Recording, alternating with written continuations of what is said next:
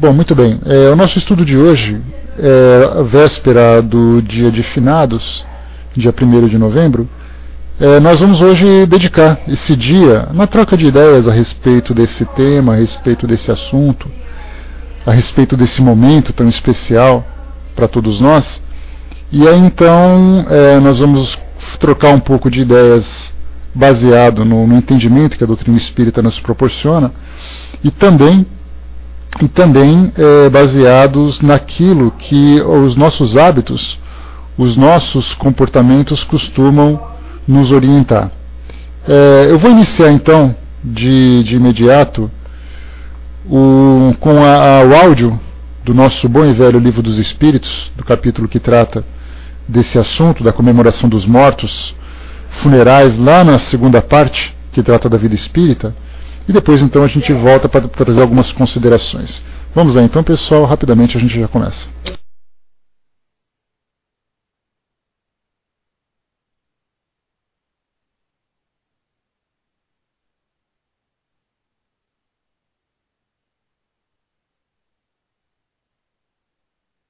Comemoração dos mortos, funerais. Perguntas 320 a 329. Os espíritos são sensíveis à lembrança que deles guardam os que lhes foram caros na terra? Muito mais do que podeis imaginar. Se são felizes, essa lembrança lhes aumenta a felicidade.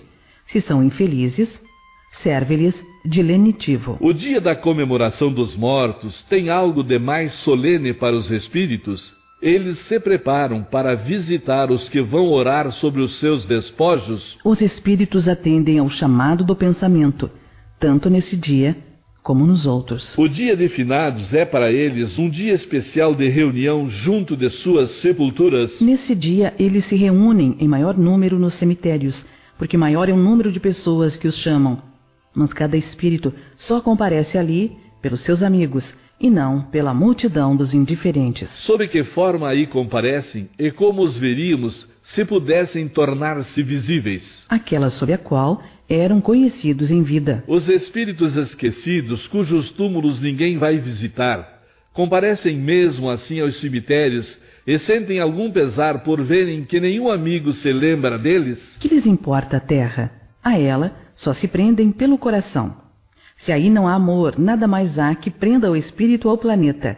Ele tem para si o universo inteiro. A visita ao túmulo proporciona mais satisfação ao espírito do que uma prece feita em casa em sua intenção? A visita ao túmulo é uma maneira de manifestar que se pensa no espírito ausente. É a imagem. Já dissemos que a prece é que santifica o ato de lembrar. Pouco importa o lugar, se for ditada pelo coração. Os espíritos das pessoas a quem se erigem estátuas ou monumentos assistem às suas inaugurações e as veem com prazer? Muitos aí comparecem quando podem, porém, são menos sensíveis à homenagem que lhe prestam do que à lembrança dos homens. De onde vem para certas pessoas o desejo de serem enterradas antes num lugar do que noutro? Voltam a ele com mais satisfação após a morte?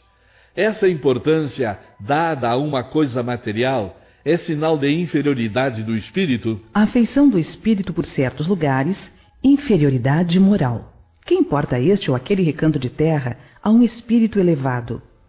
Não sabe ele que sua alma se reunirá aos dos que lhe são caros, mesmo que seus ossos estejam separados? A reunião dos despojos mortais de todos os membros de uma família deve ser considerada como futilidade? Não, é um costume piedoso e um testemunho de simpatia pelos entes queridos.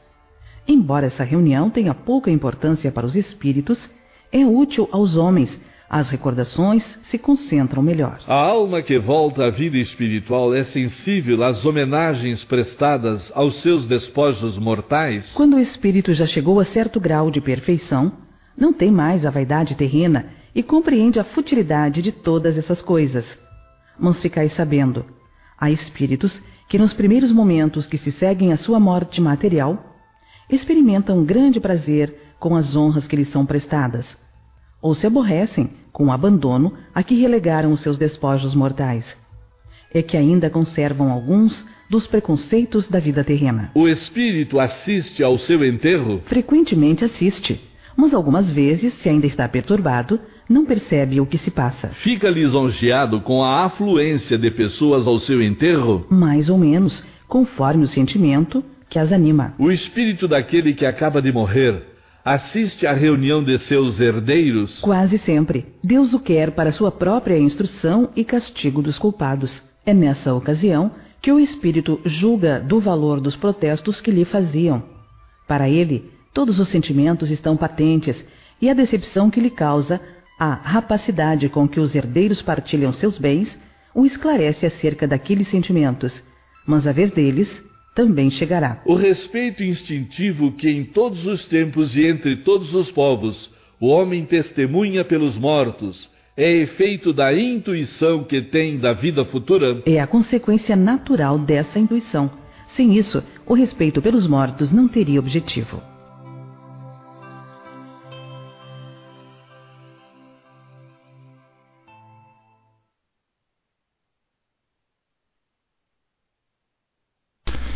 Muito bem. Essa é uma das tantas instruções que nós recebemos de Kardec, das orientações dos espíritos, da doutrina propriamente dita, a respeito desse momento. E eu sempre gosto de reforçar que quando nós lidamos com a questão dessa nossa relação com o mundo espiritual, dos encarnados e os desencarnados, muitas das respostas que chegam para nós são respostas direcionadas pelos espíritos que já conseguiram alcançar um nível evolutivo, um patamar evolutivo superior, e consequentemente já se desprenderam, sem dúvida nenhuma, de qualquer tipo de preconceito ou qualquer tipo de hábito, tradição ou comportamento de nós encarnados ainda nesse nível de apego à matéria. Mas o que eu chamo a atenção é que grande parte dos espíritos que desencarnam, pelo menos no primeiro momento, não apenas naquele momento de perturbação, mas também naquele momento de adaptação no mundo espiritual, que é importante, porque a perturbação é você conseguir se orientar. Quem sou eu, onde estou, o que aconteceu. Depois vem a adaptação, significa assim, olha, eu tenho que aprender a viver nesse novo ambiente, com um novo comportamento, com um novo modo de pensar, me desprender daquilo que eu praticava quando eu estava encarnado, começar a entender as coisas novas. E esse segundo período, ele pode demorar mais ou menos tempo de acordo com o entendimento do espírito e mesmo com a aceitação a respeito dessa sua nova condição. Daí então que quando nós falamos de datas, de comemorações, de celebrações aqui no nosso mundo, nem todos nós temos facilidade para esse desprendimento.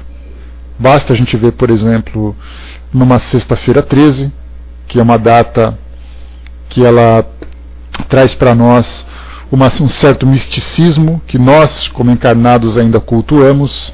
Nós temos religiões, nós temos pessoas, né? Sexta-feira 13 para nós é de muito azar, né, Cancela? É um período de muito medo, as pessoas ficam muito preocupadas. Se você pega, por exemplo, uma sexta-feira à meia-noite, numa sexta-feira 13, é algo assim que as pessoas saem com um certo receio, principalmente se passa um gato preto na tua frente, né? Então, nós temos religiões que cultuam essa data. Nós podemos perceber que principalmente aquelas de tradições africanas, que tem ali o culto aos seus orixás, ou aos seus deuses, ou aos espíritos que ali estão presentes, eles acabam valorizando muito essa data, né? E é exatamente isso que eu falava, Shanri, mas isso tudo é coisa do homem. Mas a gente lembra que o homem pode estar encarnado ou desencarnado, porque ele tem também, como desencarnado, às vezes carregando os mesmos conceitos e preconceitos. Então não significa que o fato de você desencarnar que você vai se livrar de tudo isso. Não vai. A gente continua carregando até que o esclarecimento venha fazer com que isso se transforme. Basta ver, por exemplo, que se você... a gente assiste muito isso em filmes, mas essa é uma realidade. Rituais de exorcismo.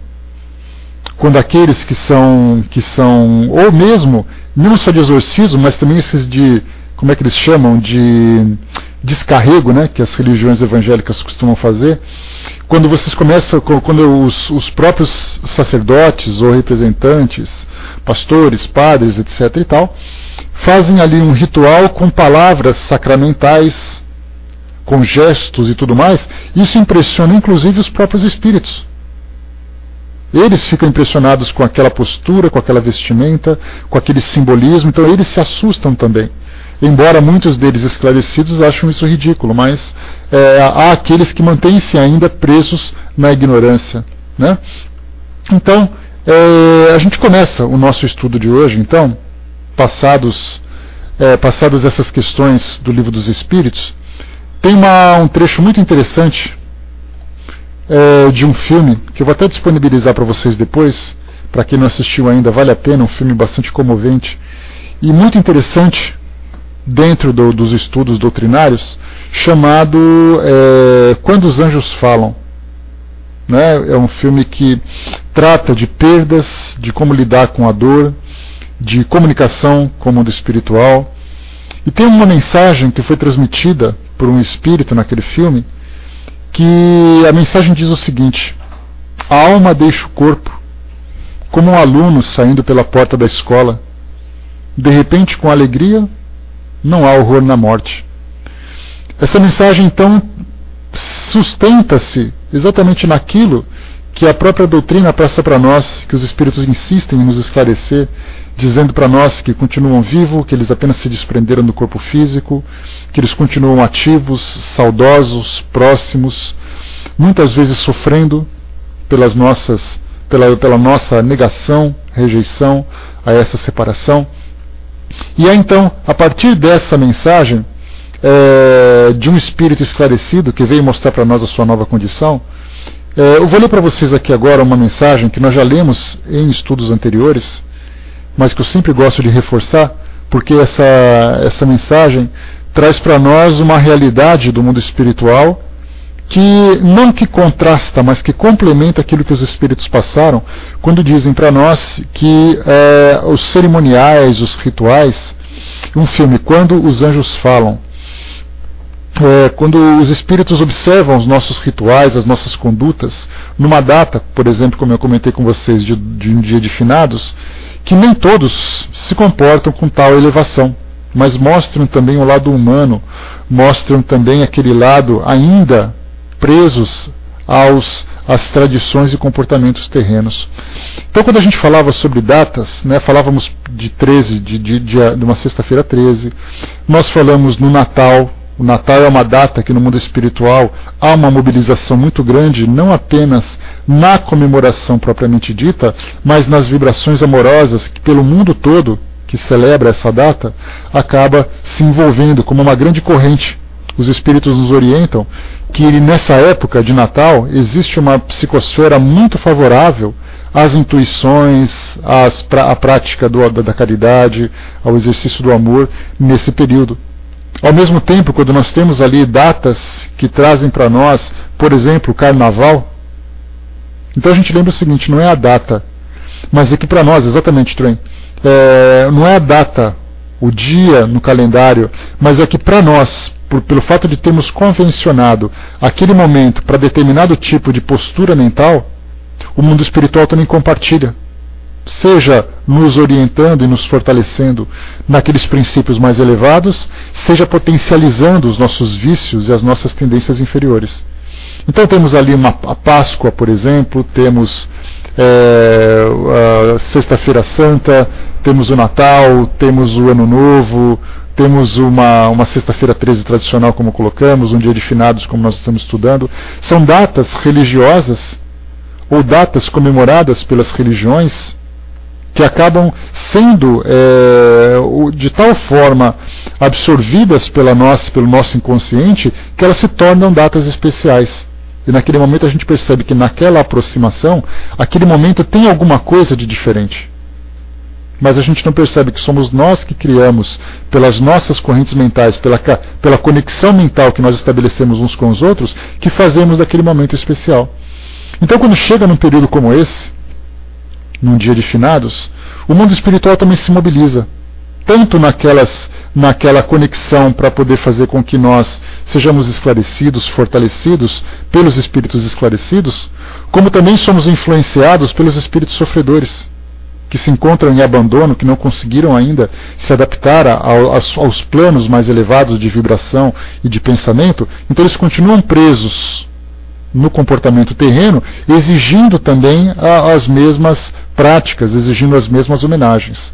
Então nessa mensagem, Carta de um Morto, do livro Cartas e Crônicas, do Irmão X, psicografia do Chico Xavier, aliás um livro que eu recomendo para vocês, que é um livro muito interessante de se ler, pelas histórias que são contadas, nós temos então essa mensagem em que é dito para nós o seguinte: pede-me você notícias do cemitério nas comemorações de finados. E como tenho em mãos a carta de um amigo, hoje na espiritualidade, endereçada a outro amigo que ainda se encontra na terra acerca do assunto, dou-lhe a conhecer, com permissão dele, a missiva que transcrevo sem qualquer referência a nomes, para deixar-lhe a beleza livre das notas pessoais. Eis o texto em sua feição pura e simples. Meu caro, você não pode imaginar o que seja entregar à terra a carcaça hirta no dia 2 de novembro. Verdadeira tragédia para o morto inexperiente. Lembrar-se-á você de que o enterro do meu velho corpo, corroído pela doença, realizou-se ao crepúsculo, quando a necrópole enfeitada parecia uma casa de festa. Achava-me tristemente instalado no coche fúnebre, montando guarda aos meus restos, refletindo a miserabilidade da vida humana. Contemplando de longe minha mulher e meus filhos, que choravam discretamente num largo automóvel de aluguel, meditava naquele antigo apontamento de Salomão: vaidade das vaidades, tudo é vaidade. Quando à entrada do cemitério, fui desalojado de improviso. Na multidão inquieta dos vivos na carne, vinha a massa enorme de vivos de outra natureza. Eram desencarnados às centenas, que me apalpavam curiosos entre o sarcasmo e a comiseração. Alguns me dirigiam indagações indiscretas, enquanto outros me deploravam a sorte. Com muita dificuldade, segui o ataúde que me transportava o esqueleto imóvel, e em vão tentei conchegar minha esposa em lágrimas. Mal pude ouvir a prece que alguns amigos me consagravam, porque de repente a onda tumultuária me arrebatou ao círculo mais íntimo. Debalde, procurei regressar à quadra humilde em que me situavam à sombra do que me fora no mundo. Os visitantes terrestres daquela mansão, pertencente aos supostos finados, traziam consigo imensa turba de almas sofredoras e revoltadas, perfeitamente jungidas a eles mesmos. Muitos desses espíritos agrilhoados aos nossos companheiros humanos gritavam ao pé das tumbas, contando os crimes ocultos que os haviam arremessado à vala escura da morte. Outros traziam nas mãos documentos acusadores, clamando contra a insânia de parentes ou contra a venalidade dos tribunais que lhes haviam alterado as disposições e desejos. Pais bradavam contra os filhos, filhos protestavam contra os pais. Muitas almas, principalmente aquelas cujos despojos se localizavam nos túmulos de alto preço, penetravam a intimidade do sepulcro e de lá deferiam gemidos e soluços aterradores, buscando inutilmente levantar os próprios ossos no intuito de proclamar aos entes queridos verdades que o tímpano humano detesta ouvir. Muita gente desencarnada falava acerca de títulos e depósitos financeiros perdidos nos bancos, de terras desaproveitadas, de casas esquecidas, de objetos de valor e obras de arte que lhe haviam escapado às mãos, agora vazias e sequiosas de posse material. Mulheres desgrenhadas clamavam vingança contra homens cruéis, e homens carrancudos e inquietos vociferavam contra mulheres insensatas e delinquentes. Talvez porque ainda trouxesse comigo o cheiro do corpo físico, muitos me tinham por vivo ainda na terra, capaz de auxiliá-los na solução de problemas que lhes escaldavam a mente, e despejavam sobre mim alegações e queixas, libelos e testemunhos.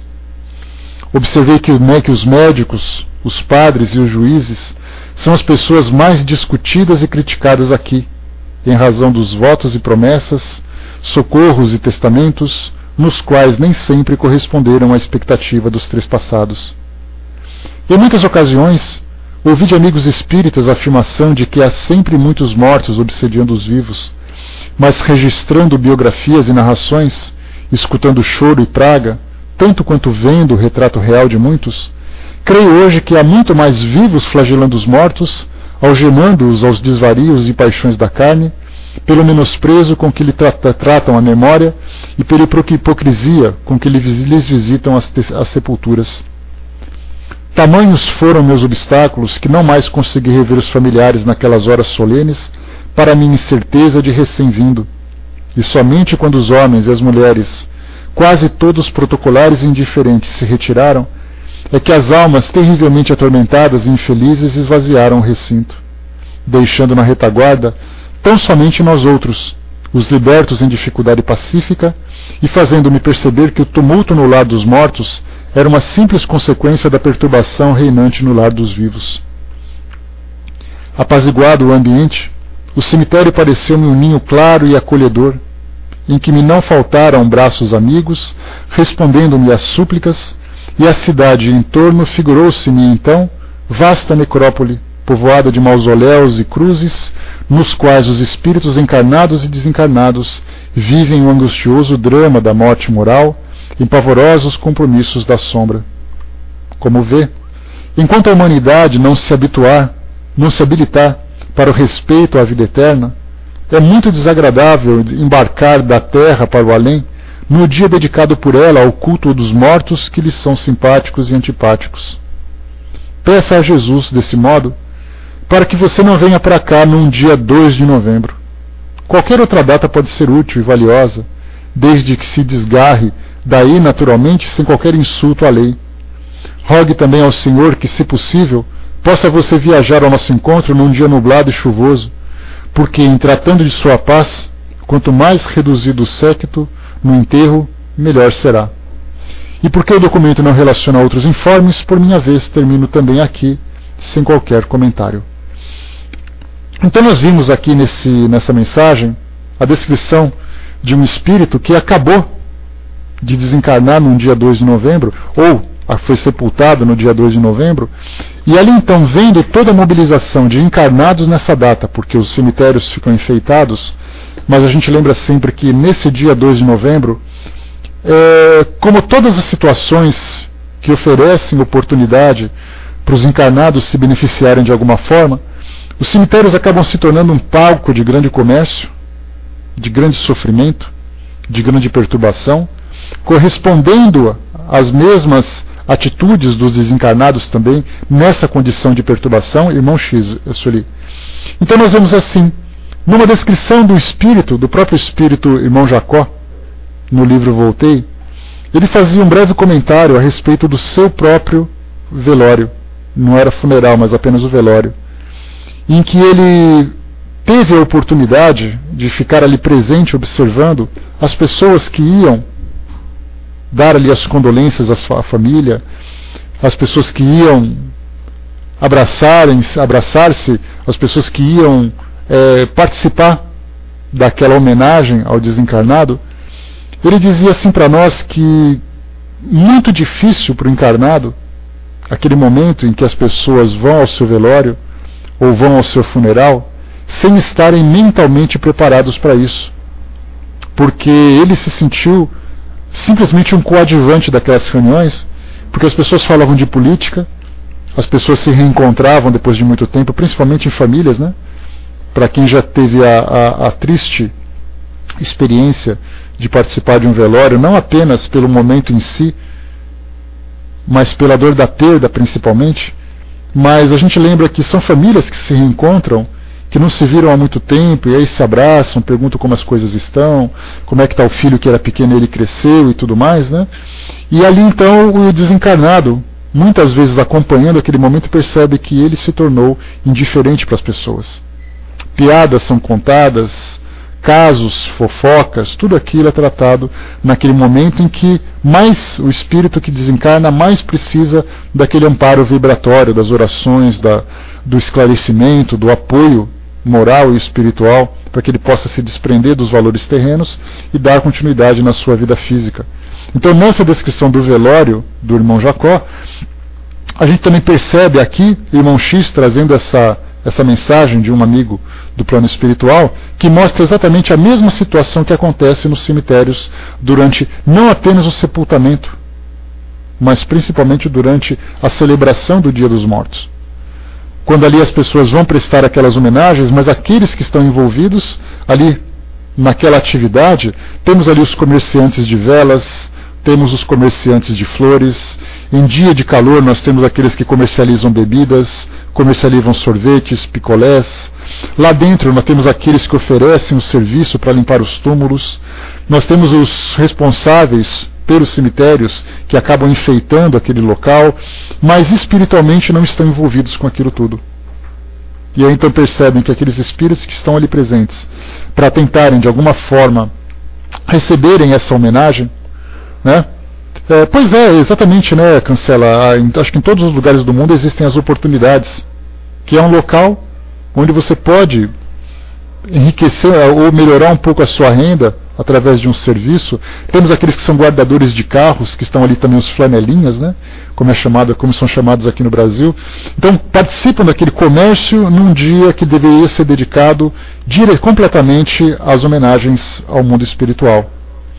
E aí então o irmão X coloca para nós que não apenas a indiferença dos desencarnados, mas também o momento de festa ou o momento de desespero dos desencarnados que continuam de alguma forma apegados ainda ao mundo físico, né? Também, né, Vaninha? A Vaninha colocou os oportunismos de toda sorte, né? Até mesmo aqueles que se aproveitam desse momento para furtar, para poder ali cometer os seus crimes e tudo mais. Então, aqueles que, exatamente na essência, aqueles que são mais sensíveis acabam até percebendo aquela energia densa, aquela energia pesada e sofrida nesse momento que deveria ser um momento de homenagem, um momento, né, de colaboração e favorecimento do mundo espiritual. Mas então a gente se pergunta, por que essa data se tornou tão especial? Muitos são os relatos, muitas são as histórias que trazem para nós a origem do Dia de Finados. Para alguns, trazem para nós que no dia 31 de outubro, quando se comemora o Dia das Bruxas, era uma festa pagã, comemorada na Europa, que teve como contrapartida da Igreja a comemoração de Todos os Santos, que era exatamente no dia imediato, no dia 1º de novembro, hoje, por exemplo, em que se comemora o Dia de Todos os Santos, aqueles que morreram num estado de graça, mas que não foram canonizados, porque aquele que é canonizado tem o seu dia próprio. Então esses espíritos que tiveram ali uma morte digna, tiveram a morte sustentada pela fé e caíram pela graça da fé que abraçavam, comemora-se então esse dia no dia 1º de novembro. E aqueles que morreram, mas que não são lembrados em oração, aqueles que morreram numa vida comum, numa vida de pecado, dentro da visão religiosa tradicional, colocaram então o dia 2, o dia consecutivo, para essa comemoração. E isso vem desde os tempos mais antigos. A gente lembra que a partir do momento em que a morte foi relacionada com a religião, com as instituições que se formaram, começavam então a prestar essas homenagens. E para os cristãos, nós temos ali que a partir do 1º século, lá os cristãos primitivos já costumavam visitar os túmulos dos mártires nas catacumbas, onde eram depositados, e que para aqueles que morreram sem o martírio, simplesmente porque eram pessoas comuns. No século IV, a memória das missas, a memória dos mortos nas missas, começavam a ser valorizados, e no século XV, a partir do ano 400, quando a Igreja começou a se formar como instituição propriamente dita, ela começou a dedicar então um dia do ano para rezar para os mortos, aqueles mortos, pelos quais ninguém rezava e ninguém se lembrava. E aí então começaram a deixar esse dia como um dia especial para essa celebração. Mas o que eu acho que é válido, muito mais do que datas, muito mais do que informação, é a gente compreender o significado desse momento para aqueles que perderam os seus entes queridos, e para aqueles entes queridos que de alguma forma se separaram daqueles que ficaram, que é um momento muito difícil, um momento muito doloroso, porque nós temos assim aquela pretensão de fazer um julgamento rápido, simples e racional a respeito do comportamento das pessoas, e nós, dentro dessa racionalidade que muitas vezes se mescla com uma certa indiferença, com uma certa frieza, nós deixamos de compreender que, independente se um ato para nós ele pode ser dispensado, independente de um comportamento, de uma tradição que para nós já foi abandonada, nós acabamos então olhando com certo preconceito para aqueles que ainda precisam desses rituais, precisam dessa aproximação. Nós chegamos, por exemplo, nessa data, na época do dia 2 de novembro, e nós começamos a observar as mães, começamos a observar os filhos, irmãos, companheiros, amigos, que vão a essas sepulturas com o coração completamente dilacerado, porque não conseguem ainda aceitar essa separação. E para eles esse momento é muito, muito verdadeiro. Esse momento, por mais que seja dispensável para nós, para eles não. E a gente tem que ter essa compaixão, tem que ter esse entendimento de perceber que aquele tipo de conduta, naquele momento para nós, que já não é mais válido, para muitas pessoas ainda é importante. E a gente tem que reconhecer isso, a gente tem que ver isso nas pessoas e compreender que cada um de nós tem um momento e cada um de nós tem ali uma visão diferente daquela situação. Exatamente, né, quando se coloca, né, o dia dos vivos encarnados, é quando eles mais sofrem. E quando nós temos uma mensagem interessante, que eu vou ler para vocês aqui agora, uma orientação trazida pelo Dr. Herman, espírito, o orientador lá do Centro Espírita Leon Denis, psicografia do Altivo Panfiro, que também já se encontra no mundo espiritual. Essa mensagem foi publicada no livro Palavras do Coração, volume 2.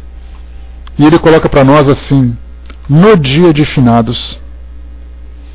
Traz uma citação do Livro dos Espíritos, que nós já ouvimos no início do nosso estudo, e coloca para nós: a visita ao túmulo proporciona maior satisfação ao espírito do que uma prece feita em casa?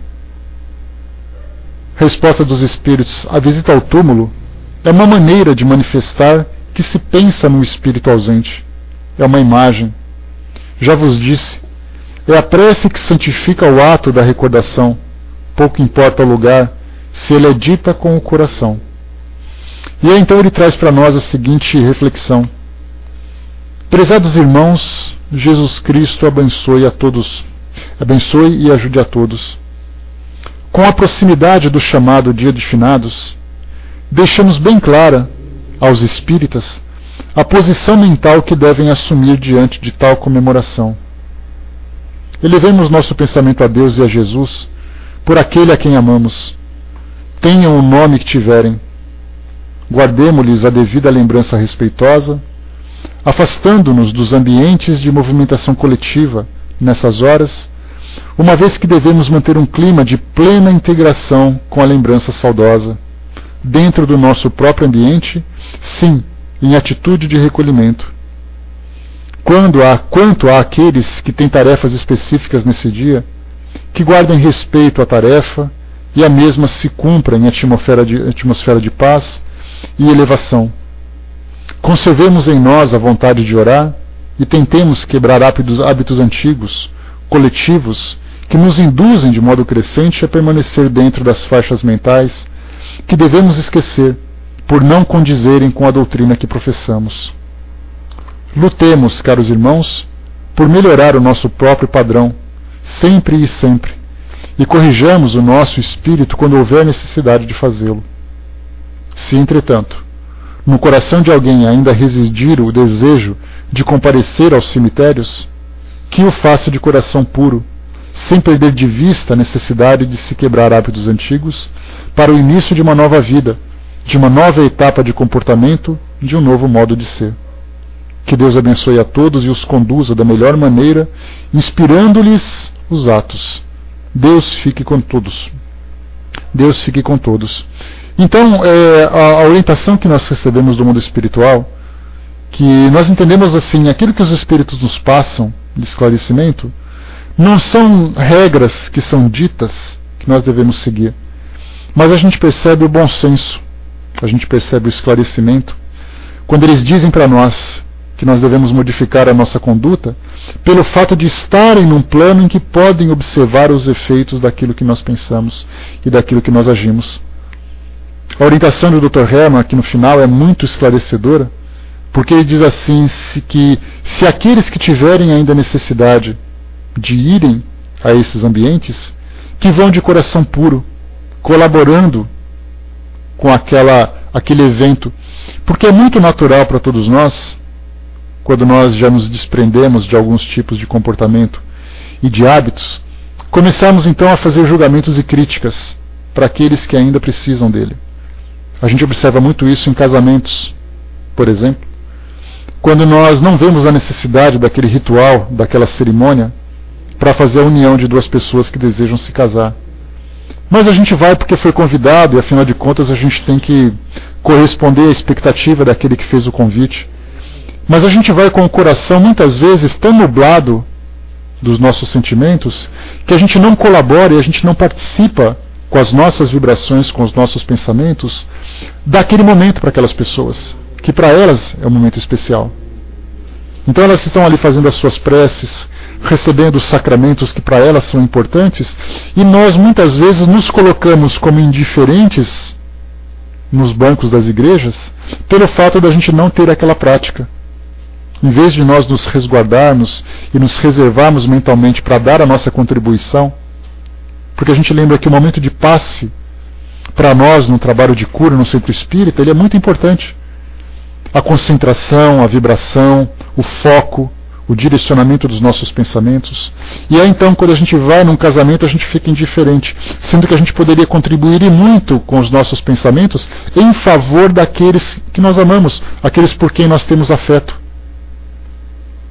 Grande parte das vezes nós vamos a esses encontros olhando para o relógio o tempo todo, esperando a hora de vir o buffet, que afinal de contas é comida de graça, né? Nada melhor do que isso.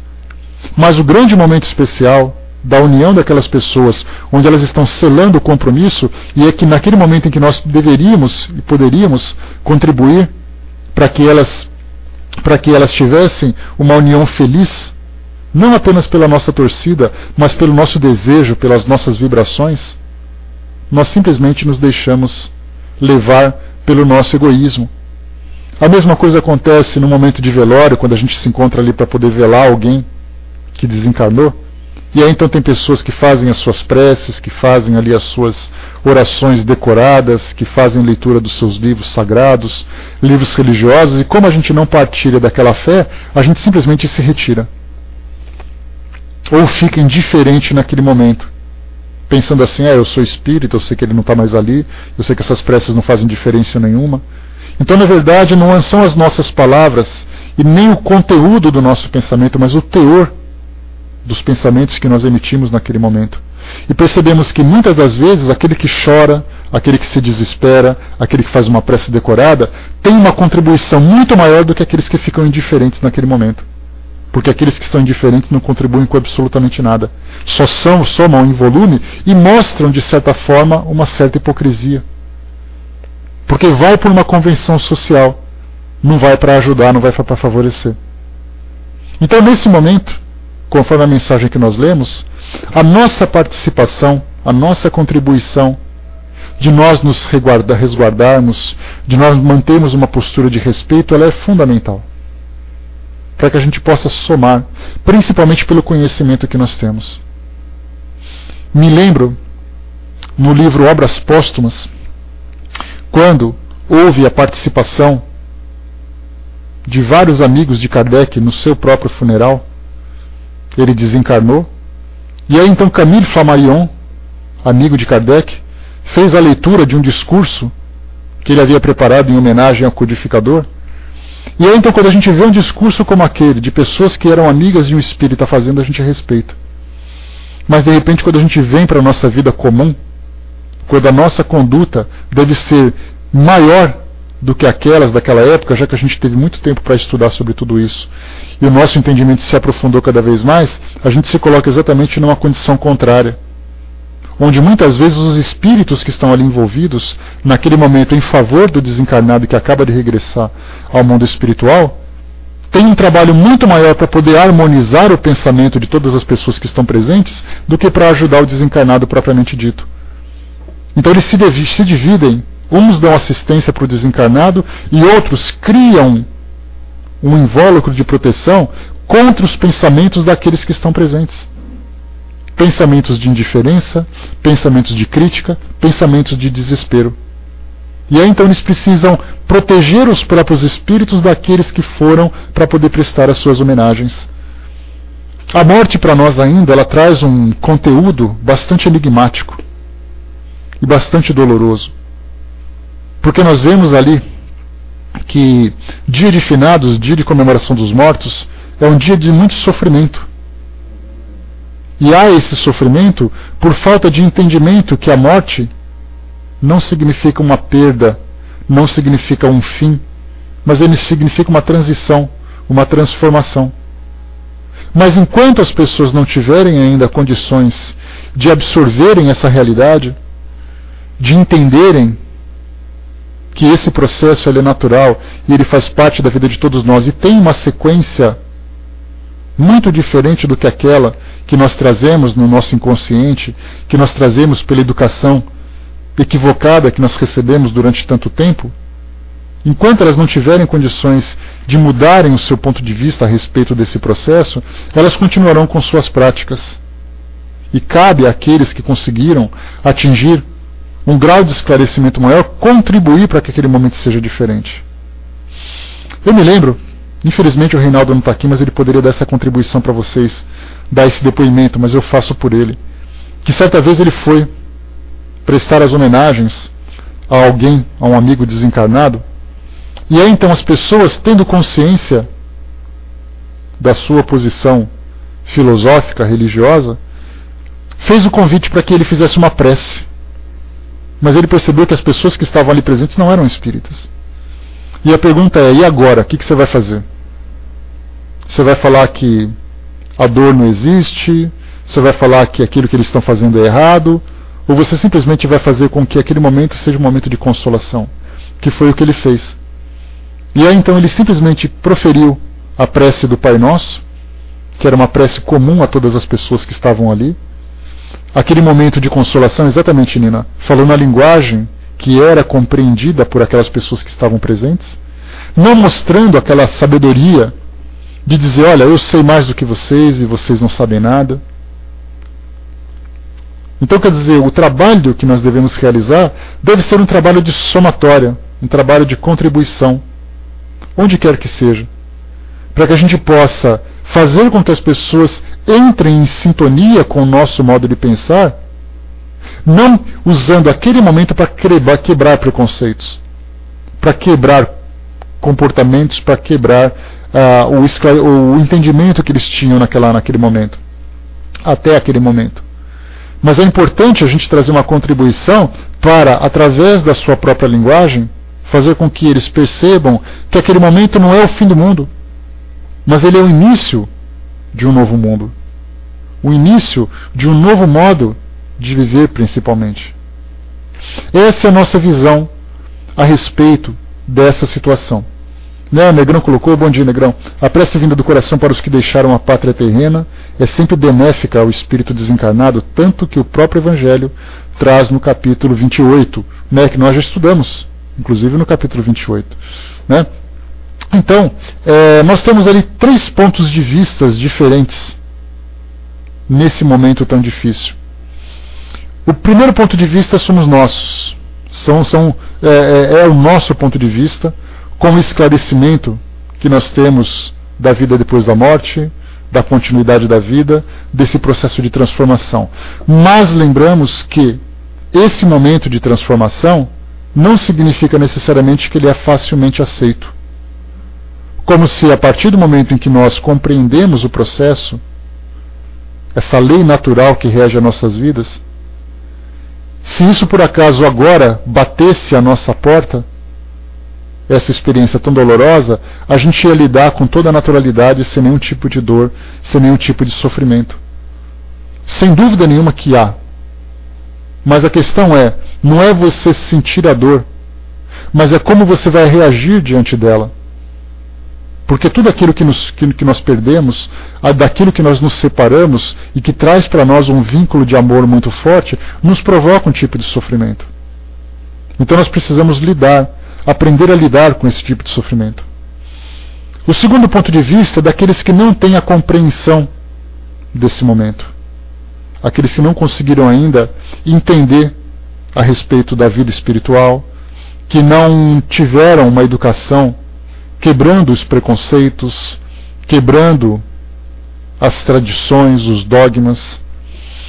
Eu me lembro, em 1997, quando a minha avó desencarnou, ali pelos seus 98 anos de idade, uma família grande, eram 9 filhos, tantos e tantos netos, sobrinhos netos, primos.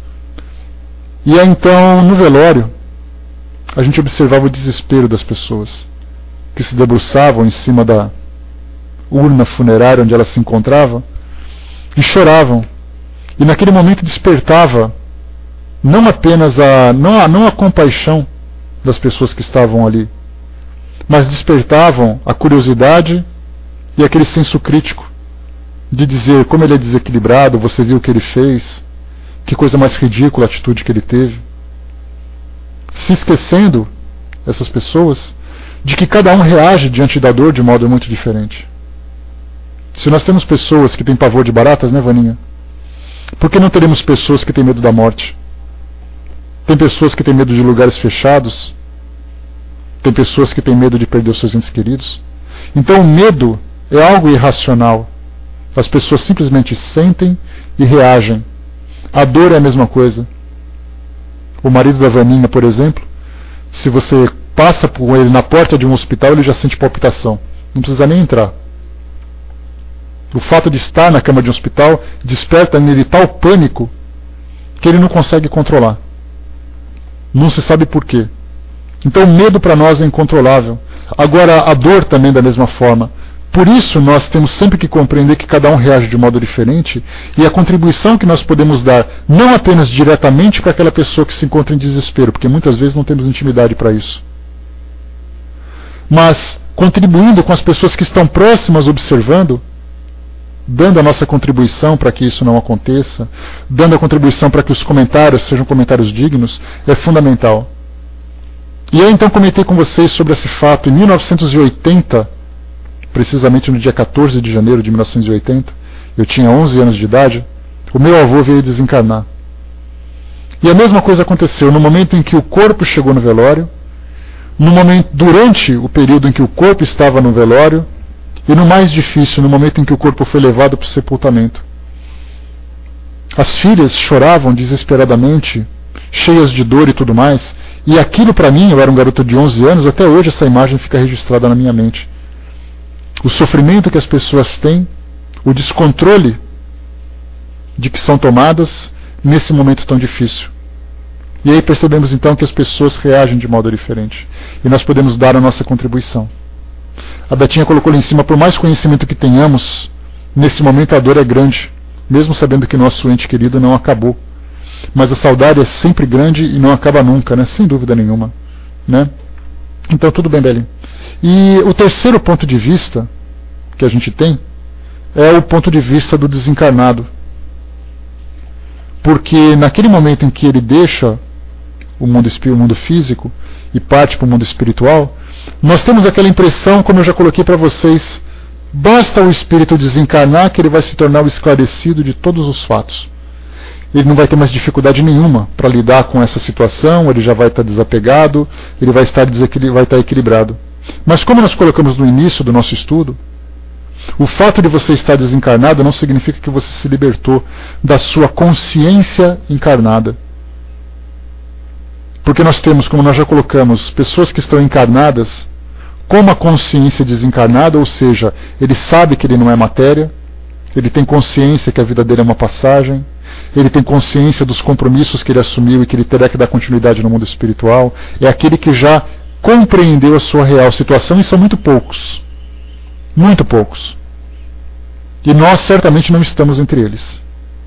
Porque nós entendemos na teoria. Na prática a gente sempre vai ter dificuldade. E nós temos aqueles espíritos que já desencarnaram, mas mantêm ainda as suas consciências encarnadas. O que significa isso? Ele, no mundo espiritual, acredita-se com aquele mesmo nome que ele tinha quando estava encarnado, se vê com a mesma aparência, se vê com a mesma família, se vê com o mesmo apego, com os mesmos medos. Então ele vive no mundo espiritual, mas ainda preso a todos os conceitos e preconceitos do mundo terreno.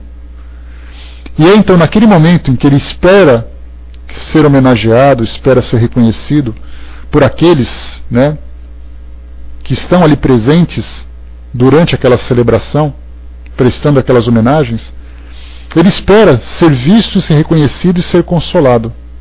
Só que muitas vezes ele não sente, não apenas ele não sente essas vibrações e esses pensamentos vindos do mundo terreno, das pessoas que estão ali presentes, como também ele não aceita o fato de estar naquela condição. E aí então, pelo fato de estarem ainda presos a essas tradições do mundo terreno, eles comemoram o dia 2 de novembro com muita seriedade.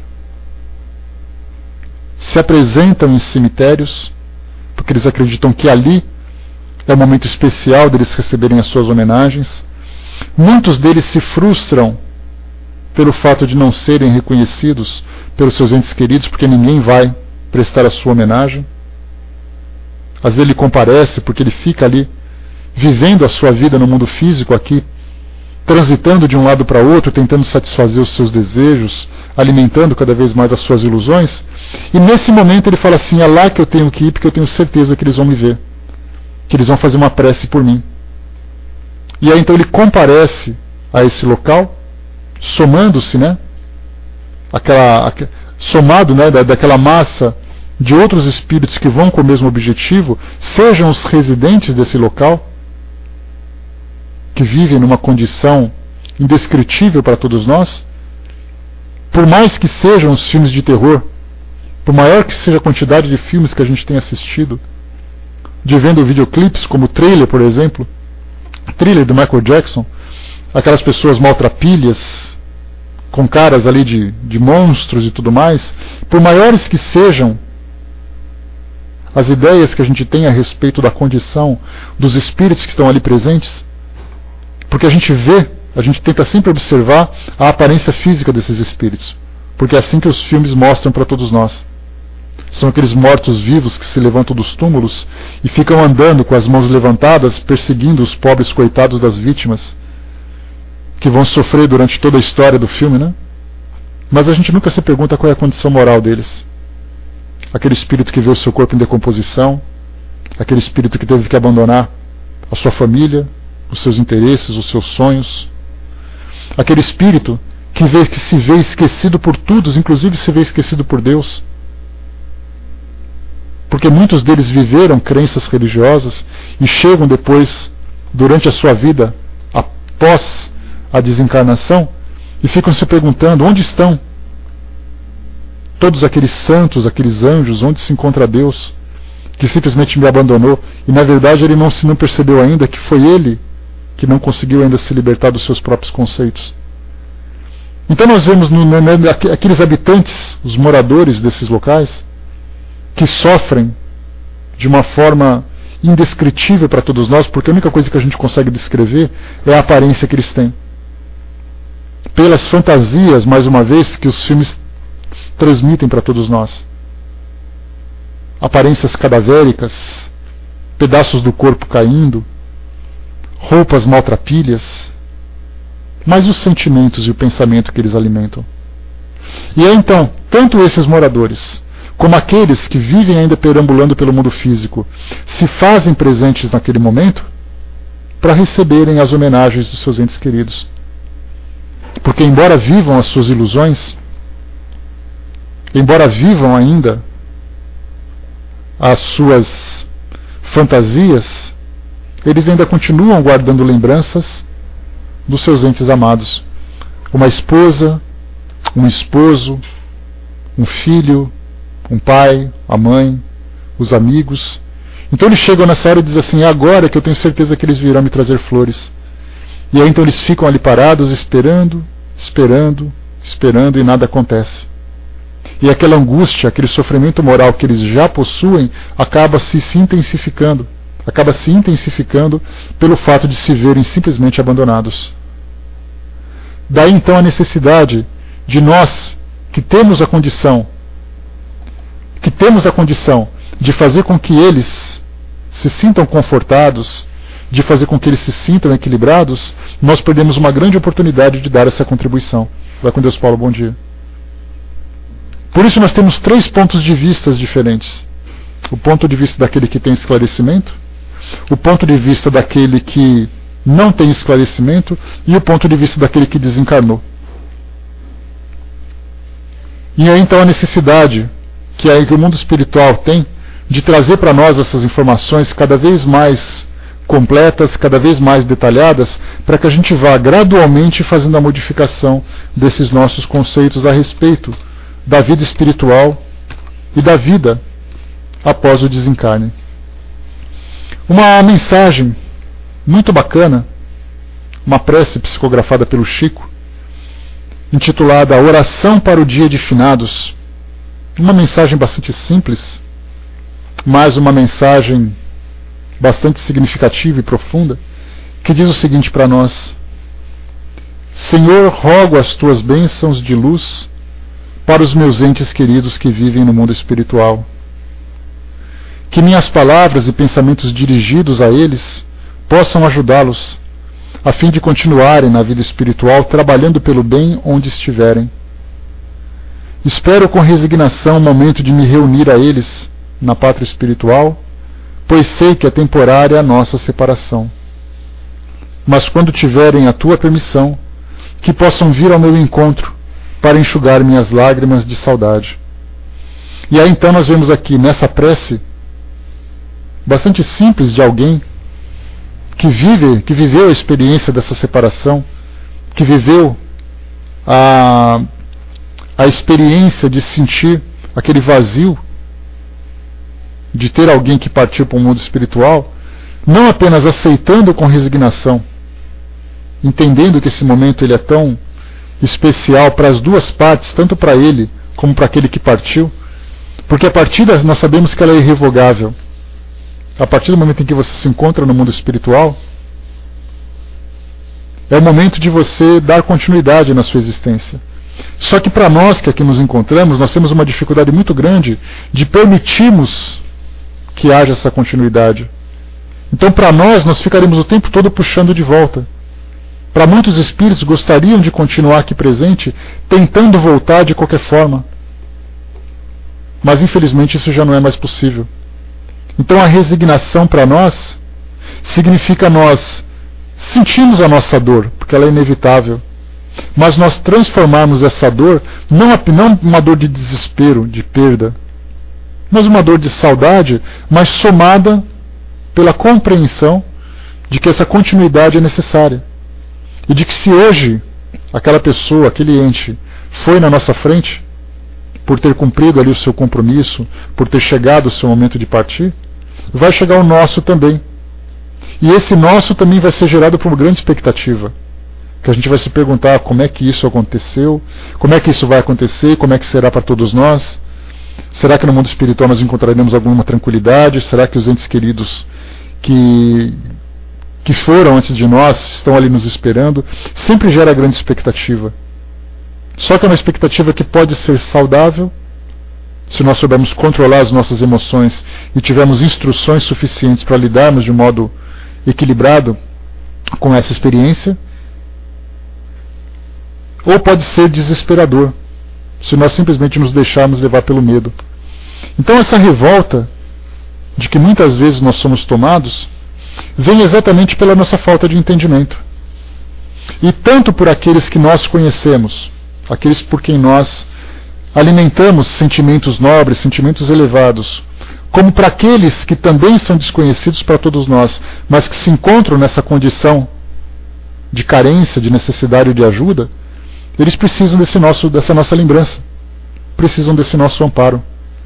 Daí então, de um dia como esse, mais uma vez, embora para nós não tenha significado, embora para tantas e tantas situações que esses espíritos vivenciem e que nós também temos conhecimento de que já não tem mais necessidade e tudo mais, é importante que para aqueles que acreditam e que veem nessa data uma data de consolo, uma data de fortalecimento, que recebam então a nossa contribuição. Uma flor que é levada num cemitério, um tratamento que é dado numa sepultura, uma vela que é acesa, tudo isso para nós tem muito pouco significado.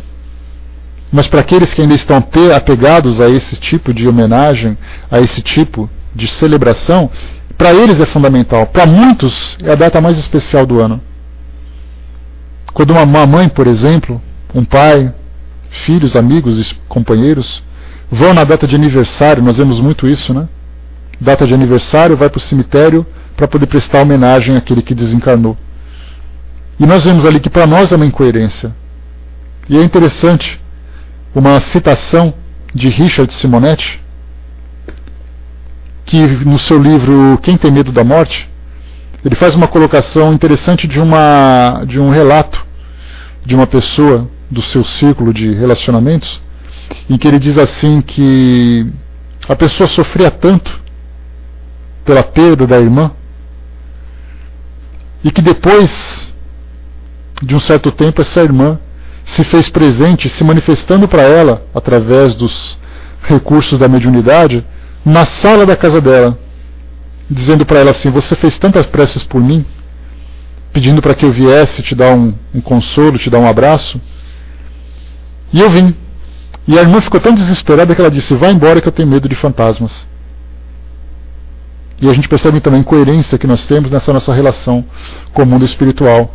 E uma outra citação que é importante lembrar é que, se nós convidamos alguém para participar dos nossos relacionamentos, para participar da nossa presença, nós sempre convidamos essas pessoas para lugares agradáveis, onde nós fazemos ali: olha, vamos nos encontrar lá na minha casa, na nossa sala, a gente faz ali um lanche da tarde, vamos num restaurante, vamos num local, numa praça, num jardim.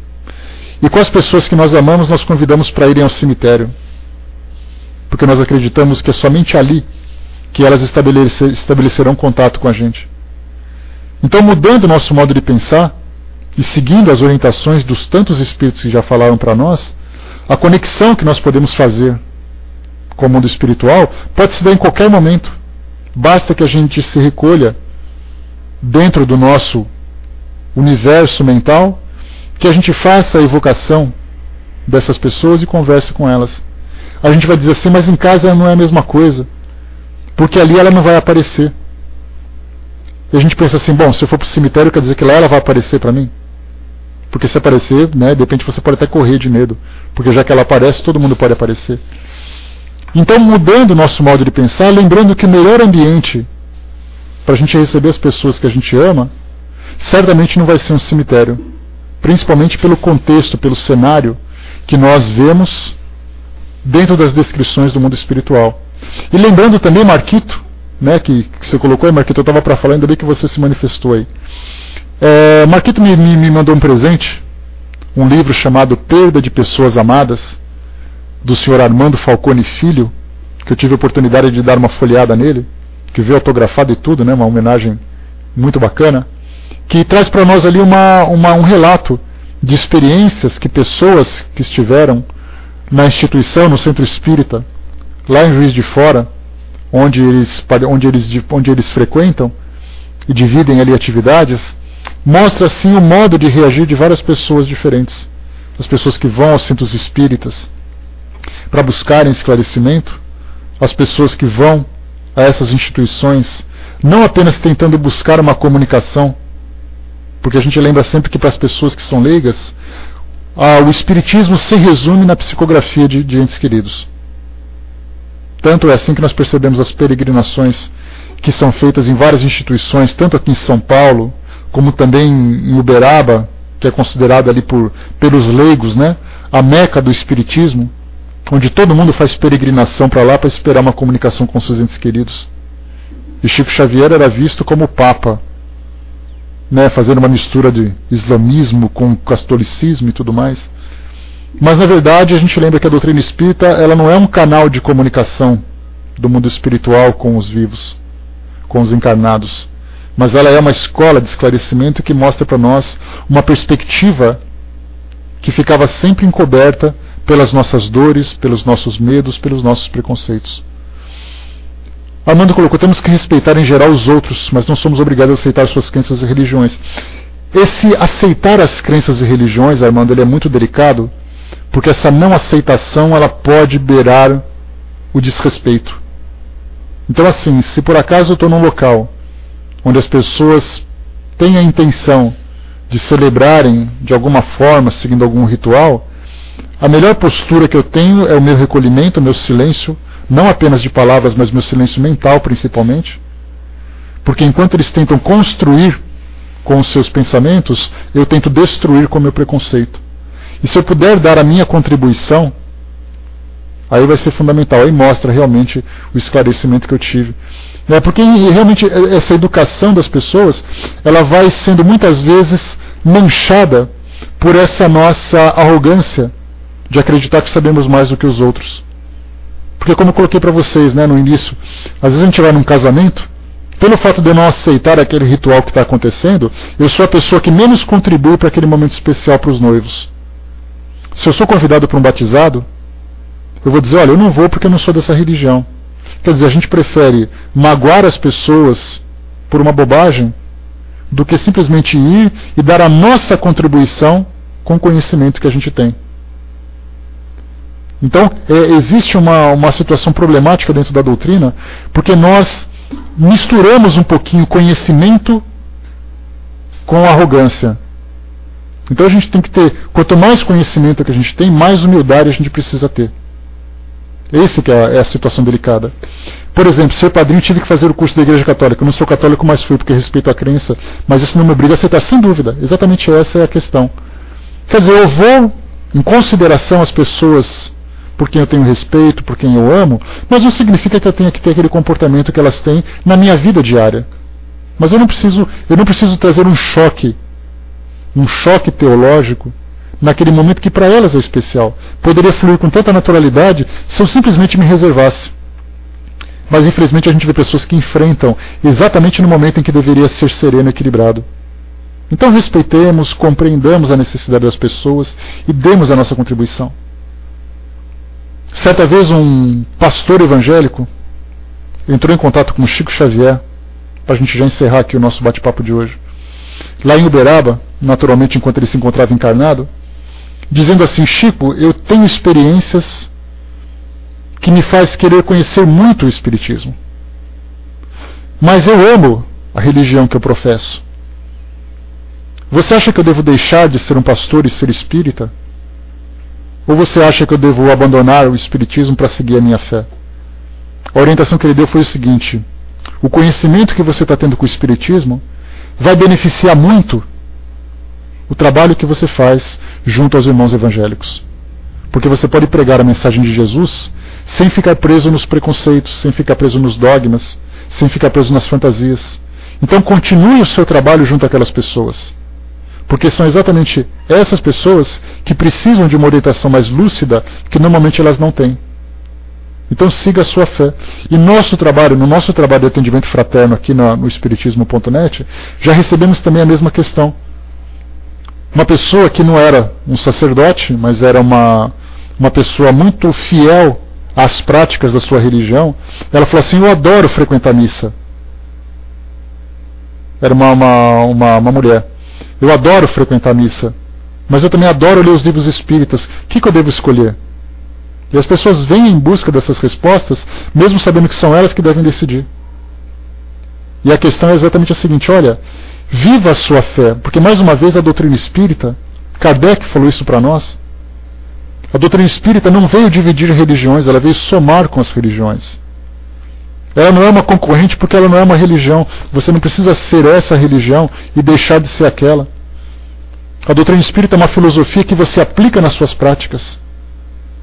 É uma filosofia que você aplica na sua vida religiosa. E quanto mais você conseguir se desprender das práticas terrenas, dos conceitos terrenos, melhor. Mas se você sente necessidade delas, então seja feliz. A doutrina espírita não veio fazer ninguém infeliz. Ela veio esclarecer. E esclarecimento não significa necessariamente dor. Twain colocou algum livro ou relato de Kardec após a sua morte. Já tem alguns textos que eu já ouvi, Twain, mas eu não sei se seria recomendável colocar. Eu não tenho aqui agora comigo. Tá? Não sei se seria produtivo você colocar isso com fidelidade, dizendo o que é ou o que não é. Né? Então a Nina colocou, se você tiver aí por acaso, Nina, para nós, né, é só publicar aí, por gentileza, colocar na área de texto. Então, meus amigos, o que a gente poderia falar sobre essa questão do dia de finados, dentro dessa visão que nós temos do Espiritismo, eu acho que nos dá um fortalecimento muito maior, não apenas de lidarmos com as nossas próprias dificuldades, mas também de ajudar as pessoas que ainda trazem dificuldades nessa relação com a perda, nessa relação da separação. Isso é que é fundamental para todos nós. Então, meus amigos, passando para o nosso amigo Hermes, que vai fazer um encerramento para nós, né, só fechando aqui em cima, já recebi, Trent, passo para você. O Armando tinha colocado, né, agora tem aqueles que dentro do Espiritismo não aceitam a opinião dos outros. Por não acertar, já disse que o camarada está obsediado. Pois é, a gente tem a obsessão é um recurso que nós utilizamos, né, um recurso que nós utilizamos para poder rotular as pessoas, infelizmente, né. Então, meus amigos, a gente vai encerrando por aqui, e a gente lembra que o esclarecimento para nós nos torna mais úteis para a sociedade.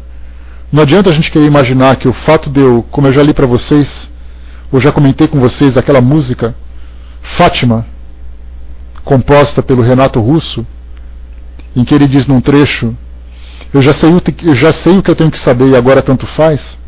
Essa ideia é uma das mais egoístas que nós temos dentro da doutrina, porque nós nos abastecemos de todas as informações, de todos os esclarecimentos que o mundo espiritual pode nos oferecer, para a gente poder ser trabalhadores, para que a gente possa ser trabalhador do mundo físico, oferecendo para as pessoas aquilo que elas não encontraram ainda perambulando pelo mundo.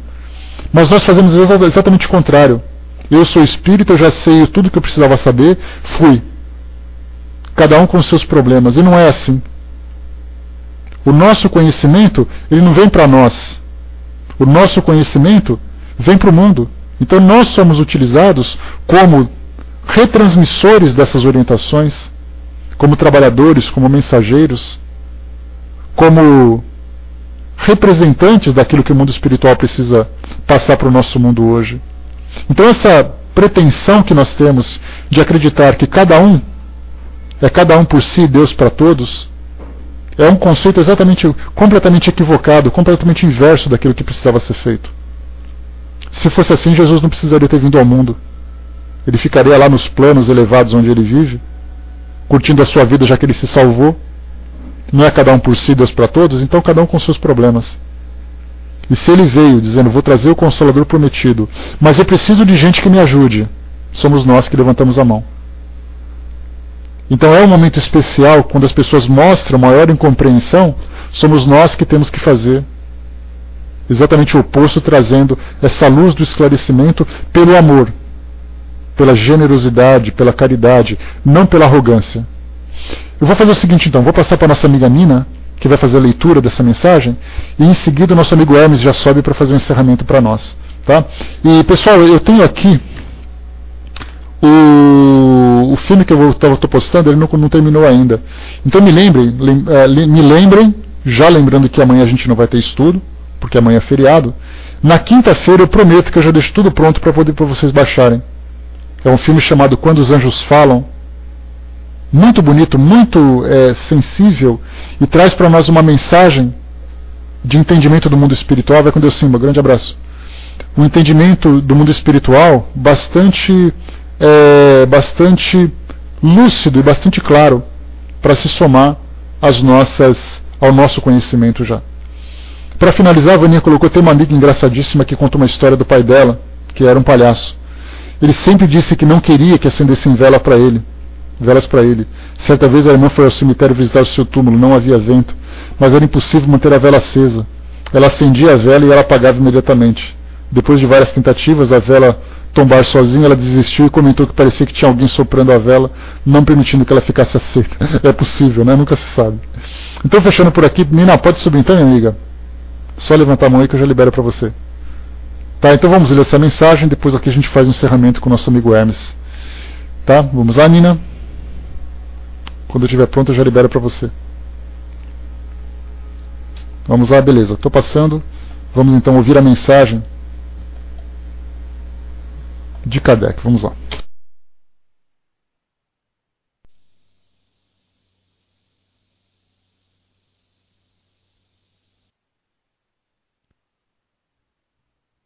Oi, tem som? Olha só, Zeke, tem outras mensagens também, né, de Kardec desencarnado, só que eu também me preocupo muito com a fidelidade, né, então eu não sei se eu divulgo lá na comunidade e tal, mas essa aqui é fiel porque é Revista Espírita, de junho de 1869, na Sociedade de Paris, sessão de 30 de abril, né, de 69. Então logo depois do desencarne, né, então me vem isso aqui. Muito baixinho? Peraí, então. Aumentou o som? Oi? Eu vou baixar mais.